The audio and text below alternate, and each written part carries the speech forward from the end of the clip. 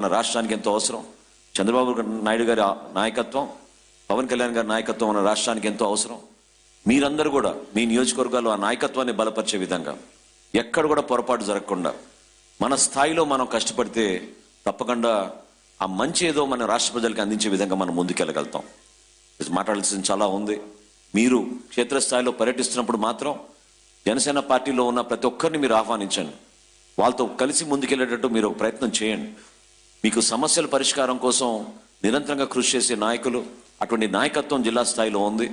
ఇబ్బంది కలిగితే మాత్రం తప్పకుండా మీరు రాష్ట్ర స్థాయిలో మీరు దాన్ని స్కేలప్ చేస్తే తప్పకుండా రెస్పాండ్ అవుతాం.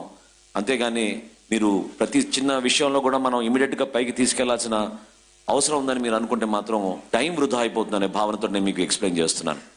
కష్టపడి నిలబడదాం. ఈ పోరాటం మామూలు పోరాటం కాదు, ఇది నిజంగానే ఒక యుద్ధం. మన పైన చేస్తున్న మానసిక దాడి, వ్యక్తిగతంగా ప్రతిరోజు వీళ్ళు చేస్తున్న విమర్శలు, అదేవిధంగా భౌతికంగా కూడా దాడులు మొదలుపెట్టారు. కార్ల అద్దాలు పాల్గొట్టడం చాలా సహజంగా అయిపోయింది. మన తెనాలి నియోజకవర్గంలో కూడా అదే విధంగా చేశారు. నిన్న మాచర్లో చేశారు మా కార్యకర్తల్ని.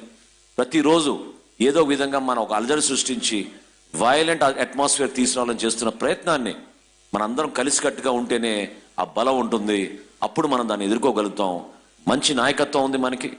చంద్రబాబు నాయుడు గారు మనకి ఇచ్చే ఆ స్ఫూర్తిని, పవన్ కళ్యాణ్ గారు చూపించిన ధైర్యాన్ని, నరేంద్ర మోడీ గారు చూపించిన దూరదృష్టిని మీరు ప్రజల్లోకి తీసుకెళ్లాల్సిన బాధ్యత మీ పైన ఉందని మనస్ఫూర్తిగా కోరుకుంటూ, ఈ వర్క్షాప్లో మనందరం కూడా తిరిగి వెళ్ళినప్పుడు మనం కొంతమందిని మనం ట్రాన్స్ఫార్మ్ చేసే విధంగా, కొంతమందిని మనం చేసే విధంగా మీరందరూ కూడా కృషి చేస్తారని మనస్ఫూర్తిగా కోరుకుంటూ, ఈ సమావేశానికి మమ్మల్ని ఆహ్వానించినందుకు ప్రత్యేకంగా పెద్దలు నారా చంద్రబాబు నాయుడు గారికి ప్రత్యేక ధన్యవాదాలు తెలుపుకుంటూ సెలవు తీసుకున్నాను. ధన్యవాదాలు శ్రీ మనోహర్ గారు. ఇప్పుడు బీజేపీ పార్టీని రిప్రజెంట్ చేస్తున్న శ్రీపాక సత్యనారాయణ గారు, క్రమశిక్షణ కమిటీ చైర్పర్సన్.